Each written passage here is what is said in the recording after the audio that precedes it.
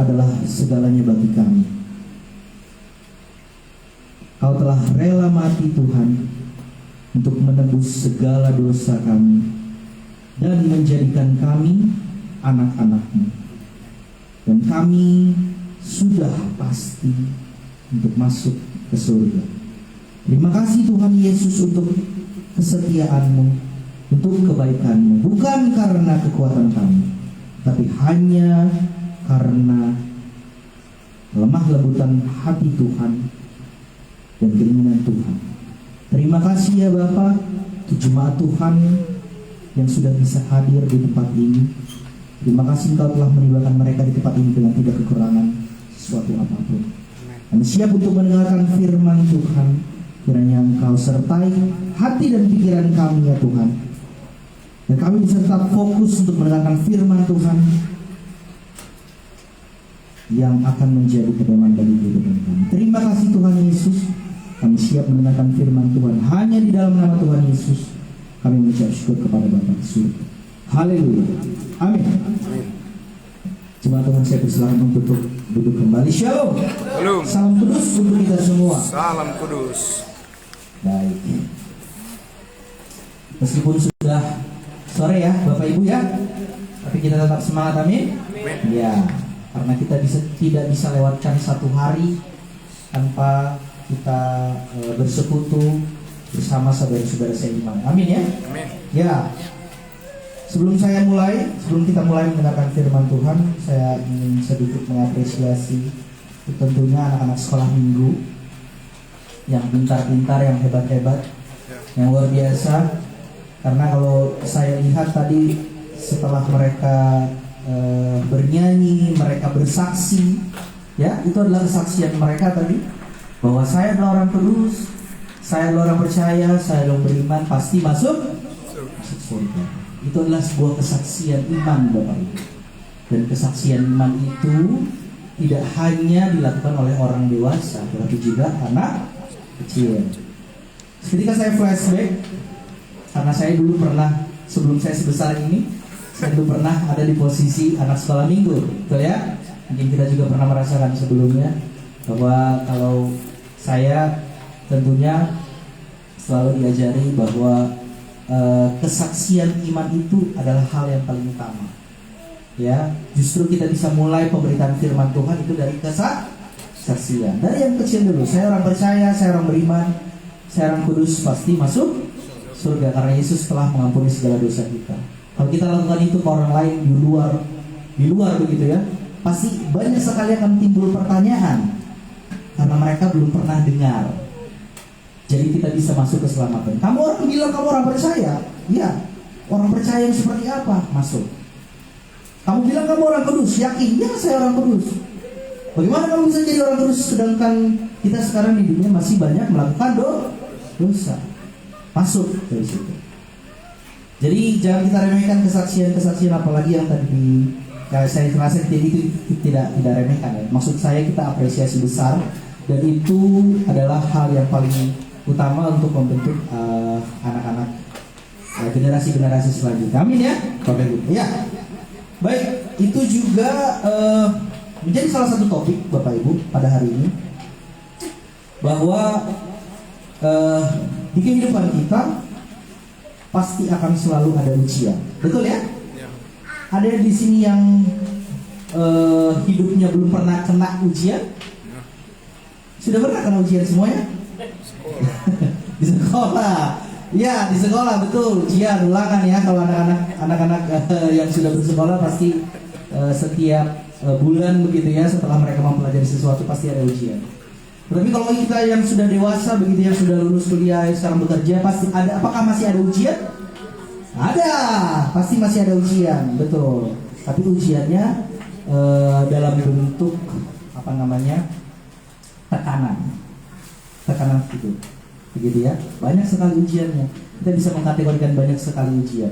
Tetapi Bapak Ibu, yang saya ingin tegas, hampir setiap orang ingin sekali dikenal. Begitu ya, hampir setiap orang ingin sekali dikenal setia. Hampir setiap orang, hampir setiap suami Misalnya yang sudah berkeluarga ingin dikenal sebagai suami yang setia. Hampir setiap istri pasti ingin dikenal sebagai istri yang setia.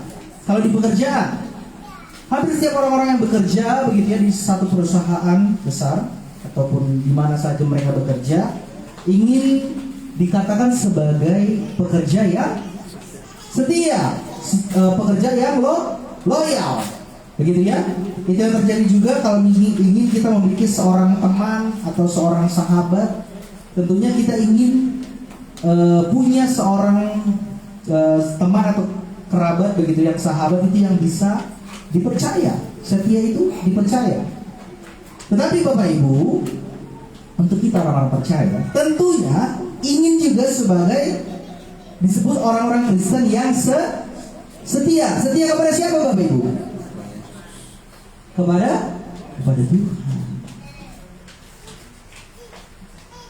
Namun ada satu kenyataan yang sering kita lupakan.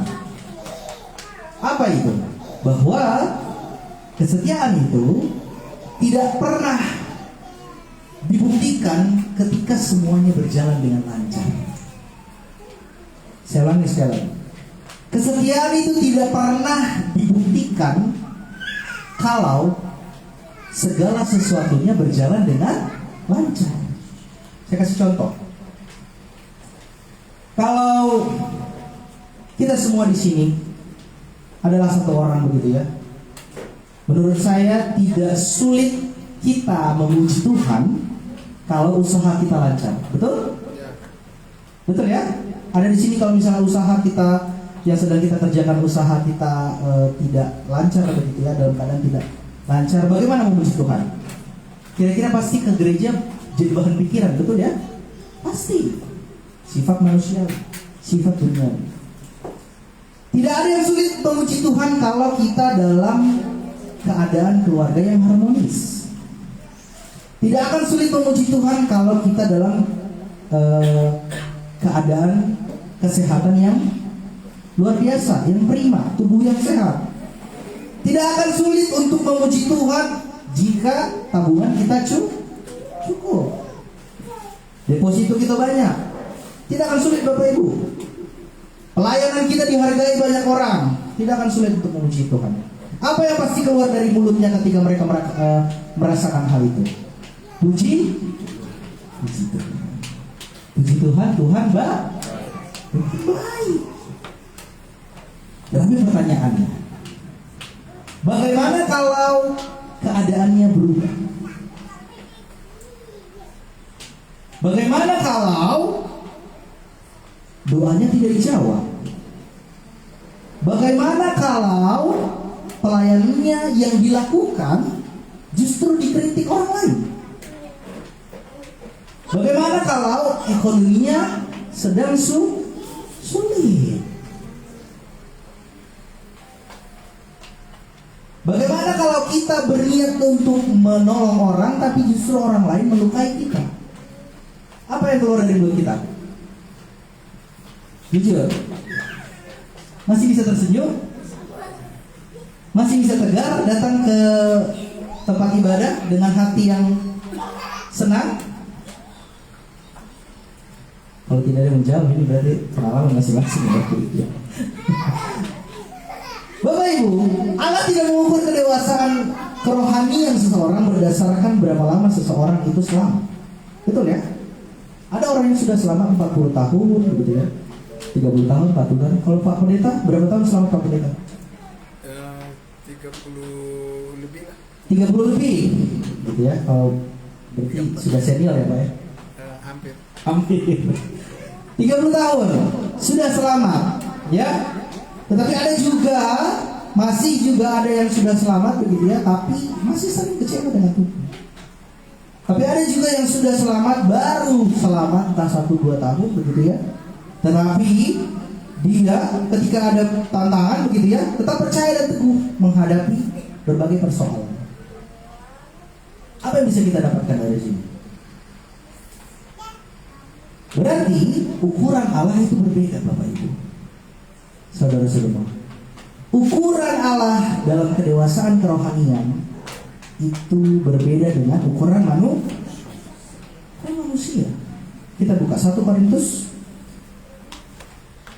pasalnya yang keempat, ayatnya yang kedua. Apa sih sebenarnya yang dituntut dari orang-orang percaya, dari kita pelayan-pelayan Tuhan ini? Apa sebenarnya? 1 Korintus pasalnya yang keempat, ayatnya yang kedua. Boleh kita baca bersama-sama karena ini hanya 1 ayat saja. Sudah ketemu semua? Amin. Mari kita bersama-sama baca 1, 2, 3. Yang akhirnya dituntut dari pelayan-pelayan yang demikian ialah bahwa mereka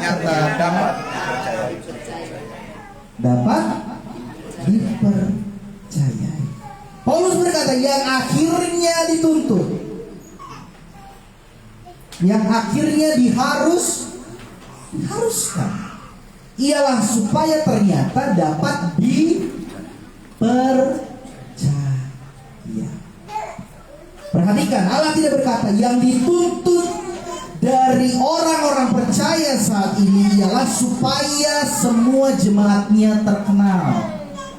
Tidak. Supaya nama gerejanya terdengar dan dielulukan di segala penjuru bangsa. Tidak.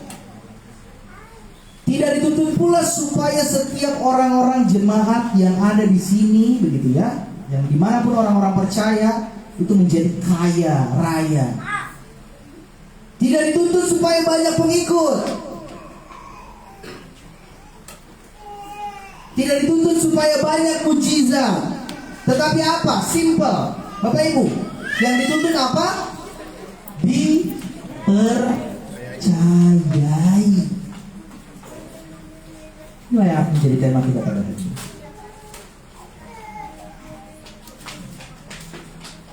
Paulus sedang berbicara mengenai seseorang pelayan Kristus. Ya, kalau kita lihat Bapak Ibu di kata-kata yang terakhir, kalimat yang terakhir, bahwa mereka ternyata dapat.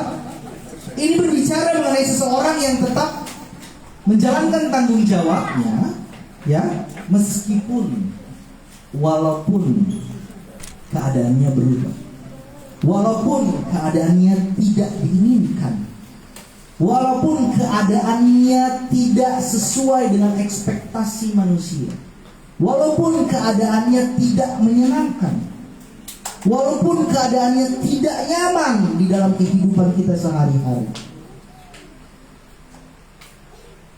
Karena Bapak Ibu, kesetiaan itu mahal. Siapa yang bisa kita temukan di sini yang setia, yang bentuk kesetiaannya tidak bisa dibandingkan dengan siapapun? Siapa? Yesus. Apa bentuk kesetiaannya? Apa saja bentuk kesetiaannya Bapak Ibu? Ia rela dicambuk. Ia rela diludahi. Bahkan ia rela disalib. Tidak hanya disalib, ia rela mati, dikubur. Tetapi ia juga itu adalah bentuk kesetiaan. Bayangkan kalau Yesus tidak setia.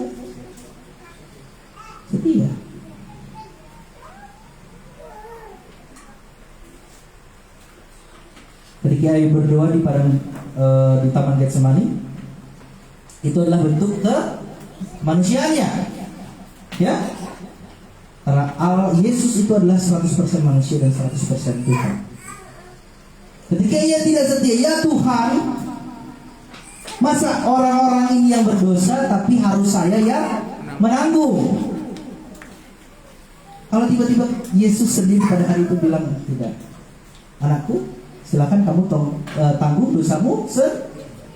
Kira-kira bisa kita? Tidak. Apa yang terjadi?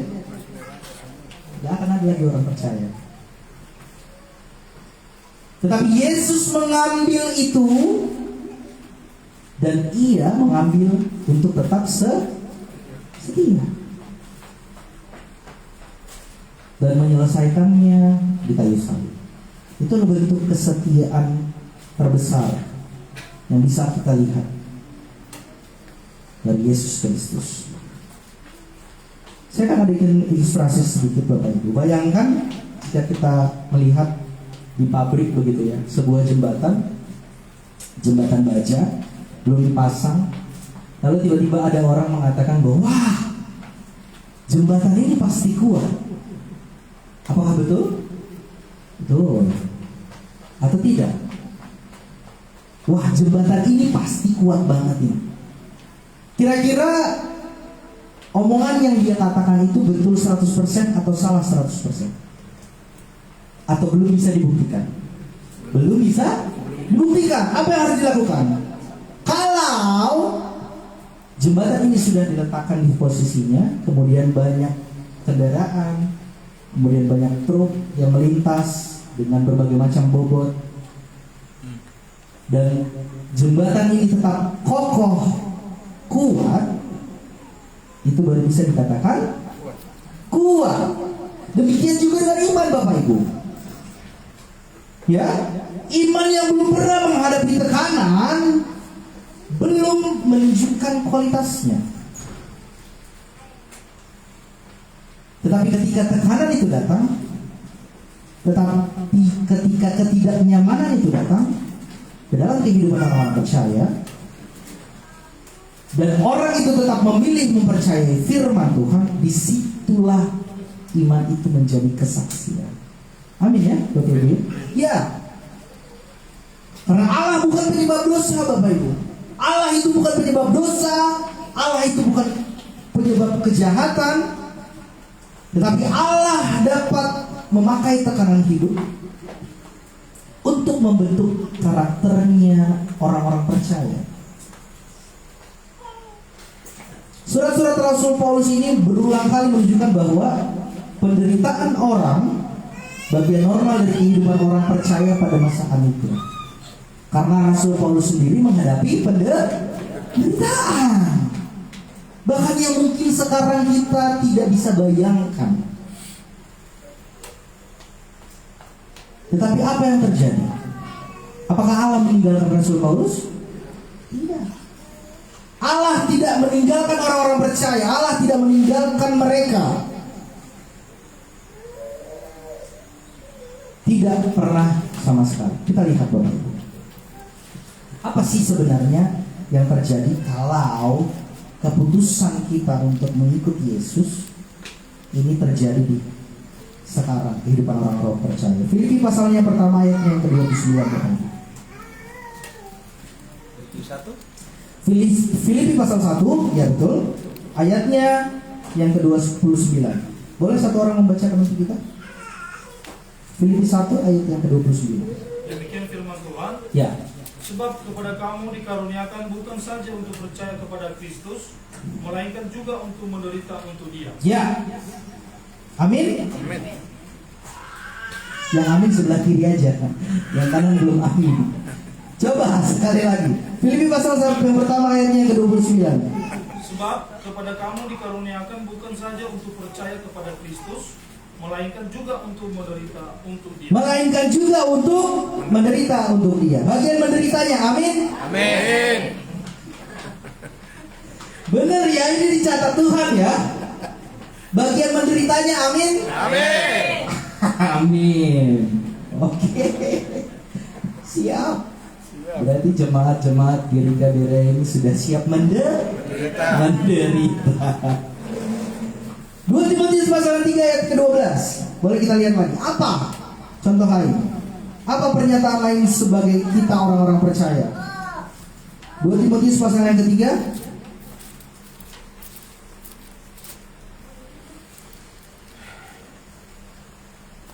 Timotius 3 ayat 12. Betul. Memang setiap orang yang mau hidup beribadah di dalam Kristus Yesus akan menderita aniaya. Amin. Amin.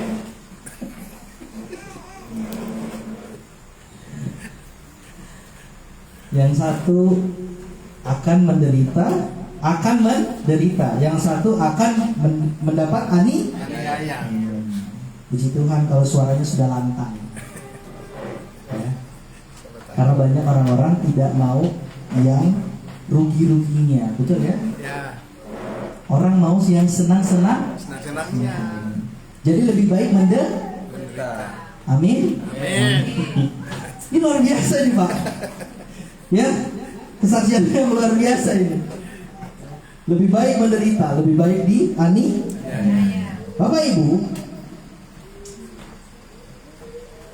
itu akan menjadi sebuah kesaksian.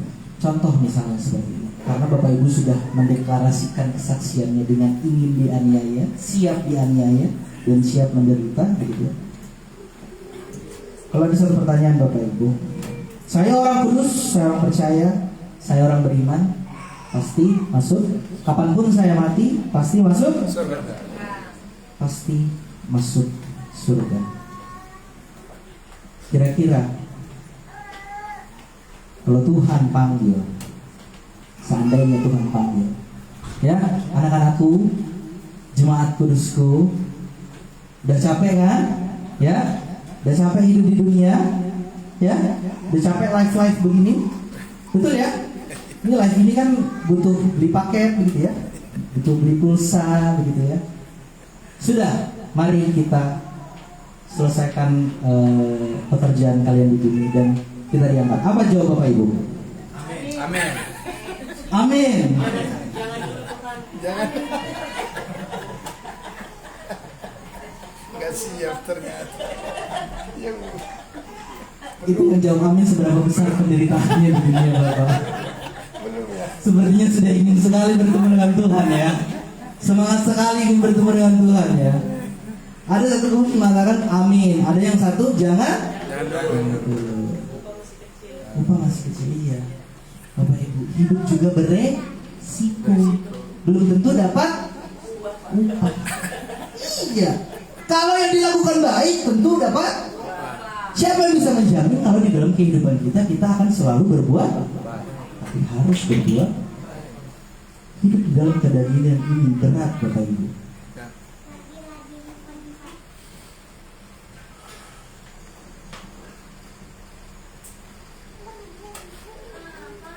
Tetapi yang ingin kita pastikan bahwa keselamatan yang kita miliki, bahwa keselamatan kita ini berdiri di atas kesetiaan Kristus. Tidak berdiri di kesetiaan pribadi masing-masing. Bukan di atas kesetiaan kita. Karena keselamatan, kalau keselamatan bergantung kepada kesetiaan kita Bapak Ibu, tidak ada seorang pun yang akan selamat. Tetapi puji Tuhan karena kasih-Nya, karena karya penebusan Allah yang sempurna, kita menjadi kudus. Setiap orang yang percaya, jangan lupa percaya. Karena itu adalah hal yang paling pertama yang ingin Tuhan, kita anak-anak Tuhan lakukan, manusia. Seberapa banyak perbuatanmu di luar sana, kalau kamu tidak percaya itu nol. Tidak akan ada yang dihitung.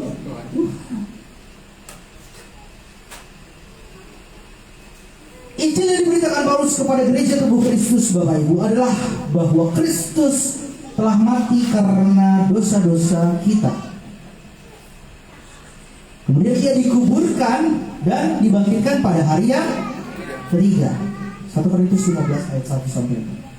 Ini adalah keselamatan yang hanya oleh kasih karunia, ya, melalui tingkat iman, bukan oleh prestasi manusia atau kesetiaan manusia. Karena inilah perbedaannya kita dengan orang di luar. Kita bukan bekerja supaya diselamatkan, tetapi apa? Kita melayani karena sudah diselamatkan. Karena kesetiaan itu bukan akar dari keselamatan, tetapi kesetiaan adalah buah dari keselamatan. Amin ya Bapak Ibu. Kemudian selanjutnya, Allah itu lebih membentuk karakter daripada memberi kenyamanan. Dan ini adalah salah satu bagian yang sangat sulit diterima oleh manusia. Allah lebih membentuk karakter daripada memberi kenyamanan. Karena orang-orang saat ini lebih ingin sesuatu yang instan dan nyaman, supaya kehidupannya bisa dilakukan dengan tidak bersungut-sungut. Karena inilah letak titik lemah manusia. Kalau sudah nyaman, apalagi? Sudah ada di safe zone, zona nyaman, sulit meninggalkan sesuatu yang bisa dilakukan di luar, tetapi lebih mengurung diri dengan kenyamanan yang sudah mereka dapatkan. Semua orang ingin hidup nyaman, Bapak Ibu. Betul? Ada di sini orang yang tidak ingin hidup nyaman? Saya rasa tidak. Berarti bertolak belakang dengan yang tadi menderita. Tadi kencang suaranya. Siapa menderita?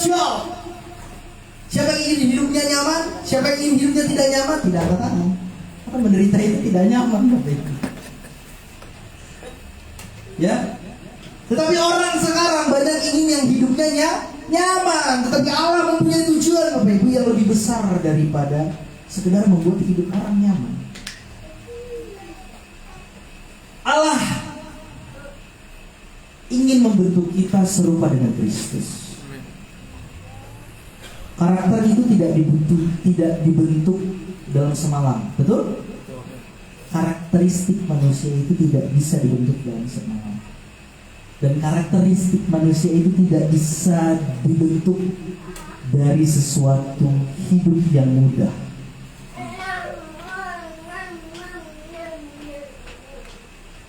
Karena karakter itu dibentuk ketika pilihan-pilihan yang kita dapatkan itu sulit datang.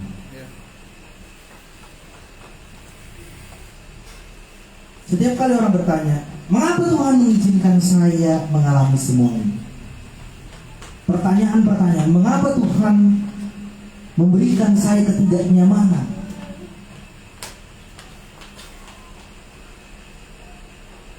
Filipi 1 ayat 29 tadi jelas mengatakan bahwa kepadamu dikaruniakan bukan saja untuk percaya kepada Kristus, tetapi juga apa? Untuk menderita bagi Dia.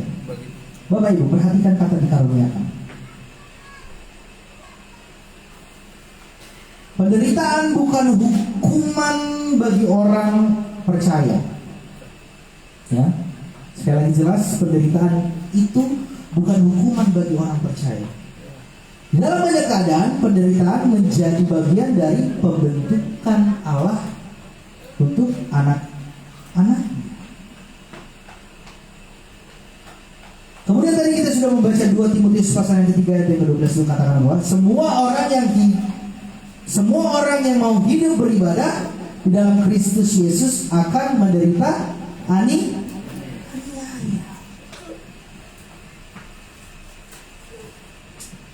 Seperti lagu yang salah satu lagu dari ciptaan dari saudara seiman kita dari itu ya, almarhum. Lagunya seperti ini.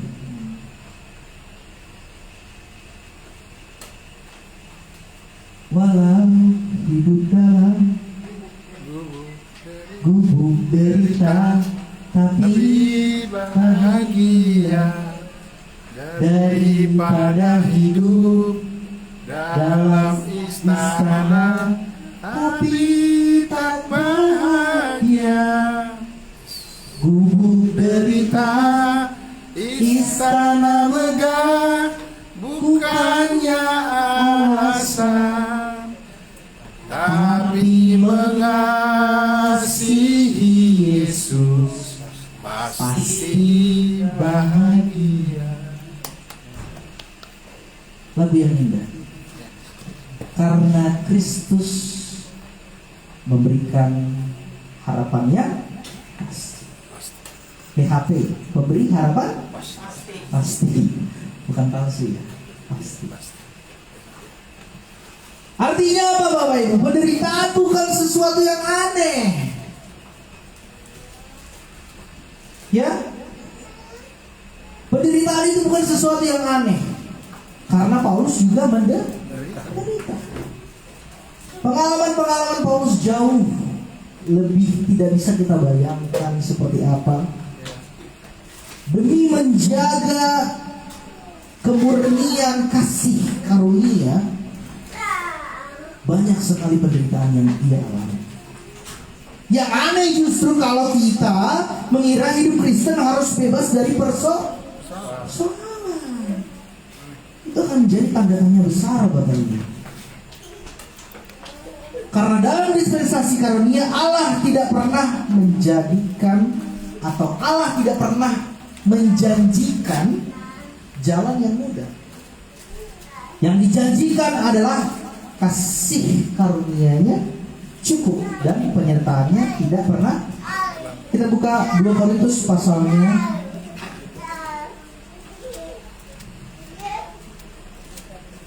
2 Korintus pasal, coba kita lihat sebentar ya.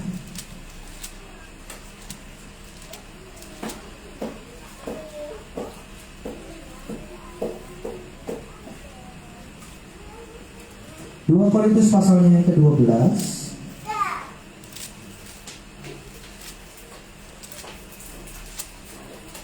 ayat yang ke-9. Boleh kita baca bersama-sama Bapak Ibu. 2 Korintus pasal 12 ayat 9. 1, 2, 3. Tetapi jawab Tuhan kepadaku, cukuplah kasih karuniaku bagimu, sebab justru dalam kelemahanlah kuasaku menjadi sempurna. Sebab itu terlebih suka aku bermegah atas kelemahanku. Supaya apa? Supaya kuasa Kristus turun menaungi aku. Turun menaungi. Ya, Bapak Ibu. Ini jelas sekali bahwa tantangan-tantangan di dalam kehidupan kita sehari-hari sebagai orang percaya itu tidaklah mudah. Tapi Bapak Ibu, bagaimana kita ingin dibentuk menjadi karakter yang kuat oleh Allah, itu memang haruslah menderita. Segala persoalan-persoalan hidup yang kita alami itu adalah bagian dari Kristus ingin mengubah dan membentuk karakter manusia, orang-orang percaya. Hei jemaat-jemaatku, jemaat-jemaat Berea, apakah kamu setia kepadaku? Apa jawab kita nanti? Apa yang akan Bapak Ibu katakan ketika nanti di tahta pengadilan Kristus?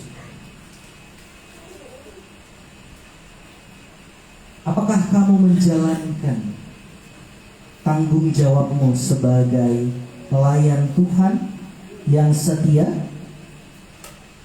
Apakah kamu menjadi pelayan selama di bumi, selama kesempatan yang aku berikan menjadi pelayan-pelayan yang dapat dipercaya? Itu adalah perenungan Bapak Ibu.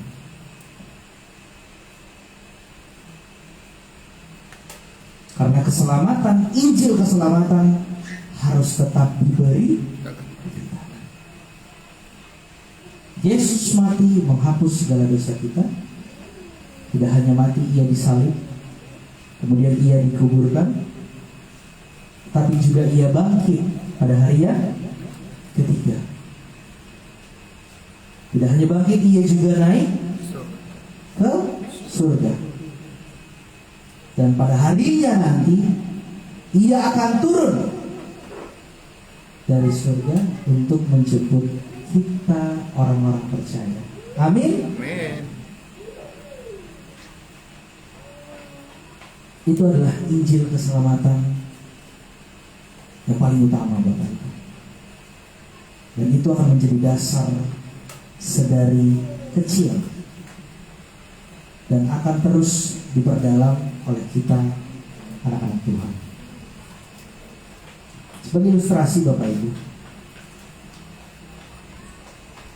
Sebagai contoh, ada beberapa mineral atau bahan-bahan yang ada di dunia ini yang tidak hanya terbentuk dalam semalam.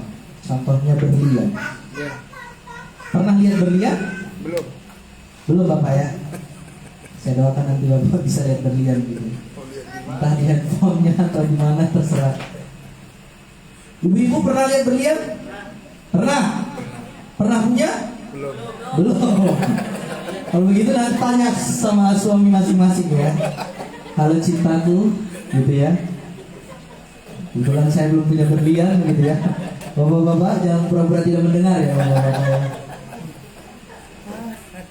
Bagaimana cara berlian itu terbentuk, Bapak Ibu? Lama sekali, betul? Ya. Lama. Dibentuk dengan tekanan yang besar. Karena mentahnya itu kalau kita lihat itu tidak bisa. Tetapi kalau setelah dia dibentuk kemudian dipoles dan lain sebagainya akhirnya bisa dipasarkan. Tidak hanya berlian, emas. Ada yang suka emas di sini? Ada. Pernah pakai? Pakai. Banyak ya? Banyak. Emas bagaimana cara membentuknya Bapak Ibu? Ditempa, dimurnikan. Dengan apa? Hah? Api. Gitu ya. Dimurnikan kadarnya, karena kalau kita misalnya lihat penambang-penambang emas itu nggak tiba-tiba emasnya langsung bisa dijual. Karena itu harus melalui proses lebih banyak. Karena banyak sekali bahan campuran di sana yang dan lain segala macam yang tentunya bisa mengurangi kadar dari kemurniannya. Jadi emas itu harus ditempa. Tidak hanya emas, baja, banyak sekali barang-barang di sana yang tentunya untuk menjadi sesuatu hal yang bernilai itu harus melalui proses. Tidak ada logam, tidak ada emas yang bisa menjadi kuat tanpa proses. Demikian pula orang-orang percaya, Bapak Ibu. Allah sedang membentuk sesuatu yang jauh lebih berharga daripada kenyamanan. Zoom kita setiap hari Kamis khusus untuk para pelayan itu adalah pembentukan karakter orang-orang percaya, orang-orang kudus Tuhan untuk menjadi pelayan-pelayan yang dapat dipercaya. Karena Allah sedang membentuk karakter kita menyerupai dengan Kristus. Bapak Ibu, saudara-saudaraku semua, menyenangkan sekali Bapak Ibu. Ya. Tapi mungkin hari ini di antara kita banyak sekali yang sedang berada di dalam ujian. Ya. Apapun itu, usaha yang sedang mandek, doa mungkin yang belum dijawab Bapak Ibu, ekonomi kita yang sedang sulit, atau pelayanan kita yang tidak berkembang dan tidak maju-maju.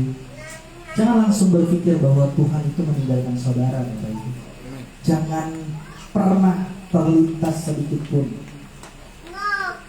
karena justru Allah sedang melakukan pekerjaan terbesar dalam kehidupan orang-orang kudusnya.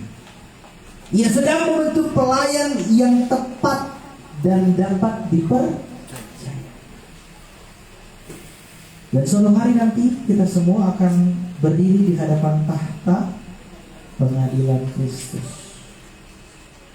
Tetapi di sana kita bukan lagi diadili keselamatannya, betul ya? Iya. Di sana bukan keselamatan lagi yang diadili. Apa yang karena keselamatan itu telah selesai di kayu salib. Apa yang diadili? Itulah yang akan dinilai. Bagaimana kita membangun di atas dasar Kristus. Apakah pekerjaan kita tahan uji, terbakar, ataukah terbakar? Apakah kita membangunnya di atas dasar emas, perak, batu permata, atau kayu, rumput kering, dan jerami? Dan bagaimana kita mempertanggungjawabkan pelayanan yang telah dipercayakan itu kepada kita? Penekanan ini Bapak Ibu adalah bagian penting dari pengenalan dan pengajaran Rasul Paulus mengenai tanggung jawab gereja tubuh Kristus.